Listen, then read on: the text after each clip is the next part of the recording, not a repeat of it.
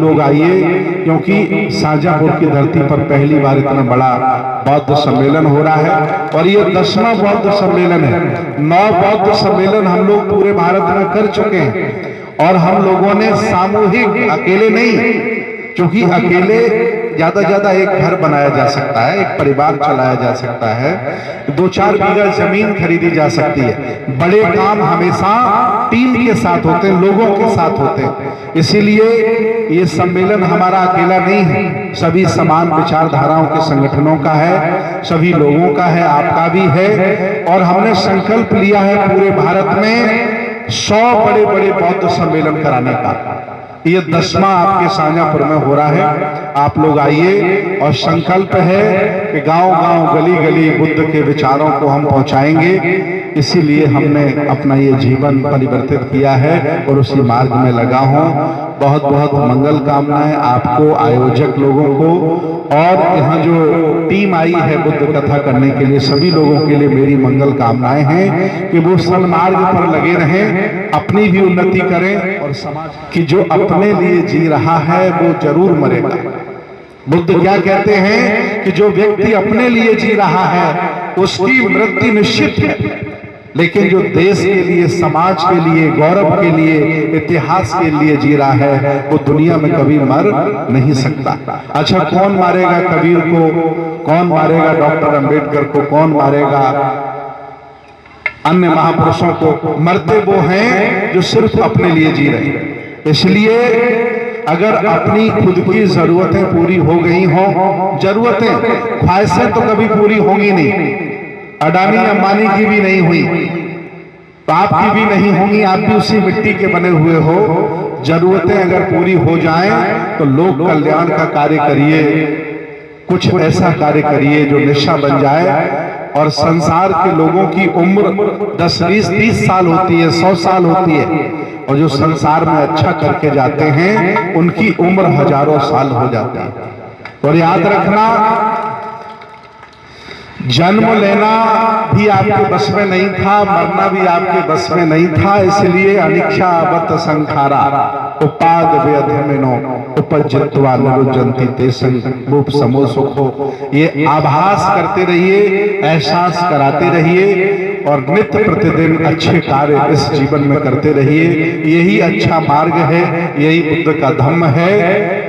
और इससे बचिए, जो जितनी भी ऐसी चीजें हैं जो हमारा नुकसान कर रही हैं, हमारा पतन कर रही, उनसे बचिए। और रात दिन अपनी व्यक्तिगत उन्नति में, समाज की उन्नति में और आने वाला भविष्य अच्छा रहे उसकी उन्नति में काम करते रहिए। तो मैं बस यही बातें कह के अपनी बात समाप्त करूंगा, क्योंकि आज हमें कई जगह जाना है।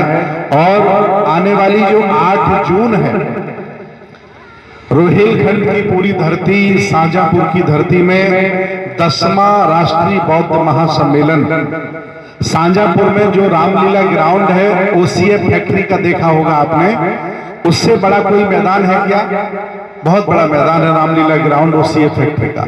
तो वहां 8 जून को पूरी दुनिया के लोग आ रहे हैं। मैंने लगभग 11 देशों के लोग बुलाए हैं। बाबा साहब डॉक्टर अंबेडकर का परिवार आ रहा है, पूरे भारत के बड़े बड़े लोग आ रहे हैं। और ये बौद्ध सम्मेलन शाहजहाँपुर के इतिहास में पहली बार हो रहा है, जिसमें 1 लाख लोग शामिल होंगे। इसलिए मेरा आज से ही निमंत्रण स्वीकार करिए।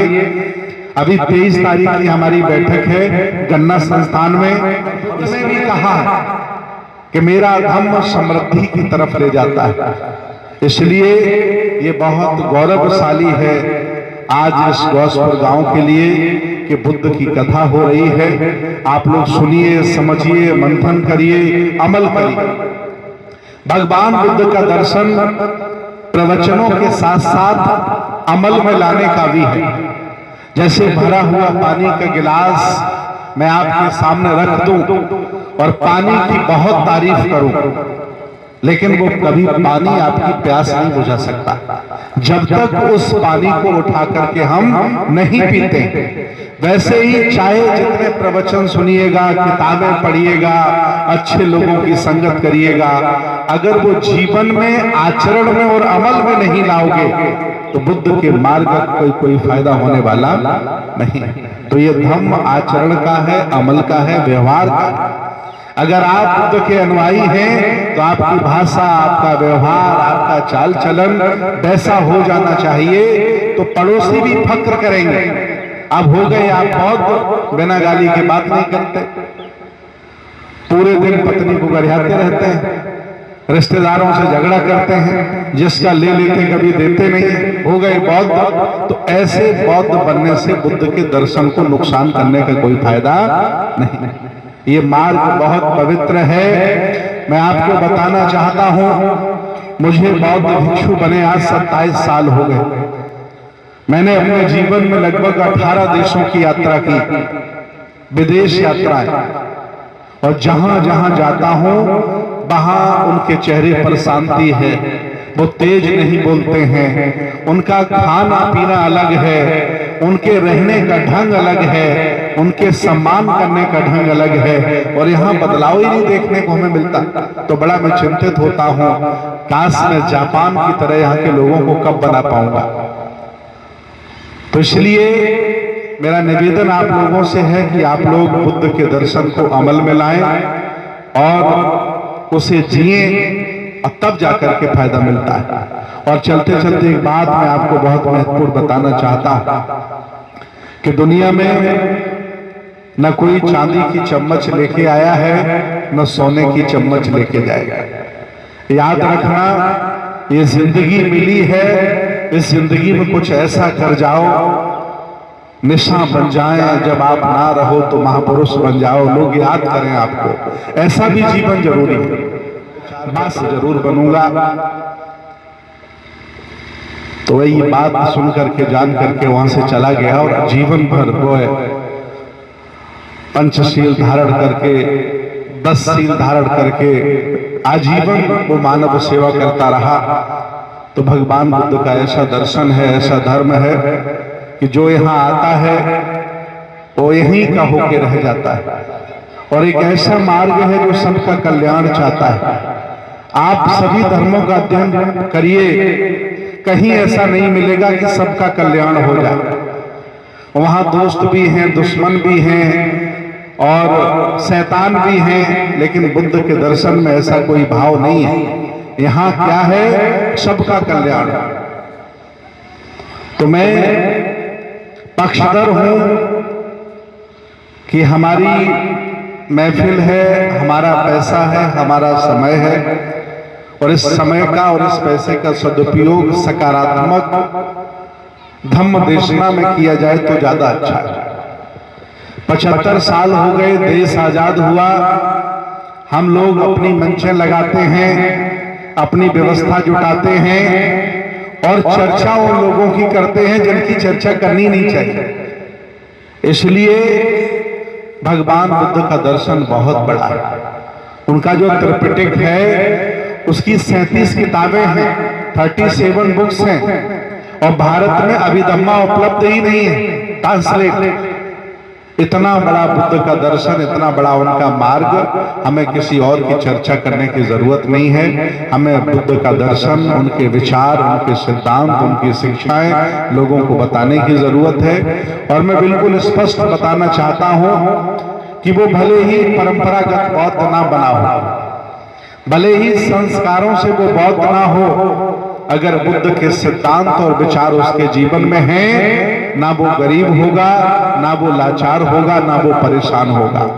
और जिस घर में बुद्ध के सिद्धांत, उनके दर्शन, उनका विचार, उनकी शिक्षाएं नहीं है, वो सारे घर परेशान होंगे। कलह कलेश होगा, दारू पी रहे होंगे, लड़ाई झगड़ा कर रहे होंगे, ना घर मकान अच्छा बना पाया होगा, बाप दादे की जमीन। चाहता हूं तब तथागत भगवान बुद्ध ने उस बासेठ नाम के ब्राह्मण को 2 तरह के पुत्रों की देशना दी थी। भगवान बुद्ध ने 2 तरह के पुत्र बताए थे। एक पुत्र बताया था रक्त पुत्र, और दूसरा बताया था विचार पुत्र। आप इस संसार में विचरण कर रहे हैं और अगर संसारी हैं, ग्रस्त जीवन में हैं, तो जरूर आपके घर में रक्तपुत्र पैदा होंगे। लेकिन वर्तमान के भारत में, वर्तमान की व्यवस्था में देश भारत को रक्तपुत्रों की जरूरत है, इसके साथ साथ विचार पुत्रों की बहुत जरूरत है। रक्तपुत्र आपका अपमान भी कर सकता है, आपकी जमीन बंटवा सकता है, बेइज्जती भी कर सकता है, लेकिन विचार पुत्र कभी भी ऐसे कार्य नहीं करता। तो जिस समाज में आप बुद्ध का दर्शन, उनकी विचारधारा, उनका मार्ग बताना चाहते हो, ऐसे समाज में आज विचार पत्रों की बहुत जरूरत है। निसंदेह आपके पास रक्तपुत्र होंगे, लेकिन कथावाचिका रीना बौद्ध आपकी विचार पत्र है। विचार रक्तपुत्र आपके घर मकान की सुरक्षा करता है, लेकिन विचार पुत्र आपके इतिहास की, आपकी विरासत की और आने वाली पीढ़ी के भविष्य की सुरक्षा करता है। तो जिस समाज में विचार पुत्र नहीं होते, वो समाज धीरे धीरे गुलाम हो जाता है।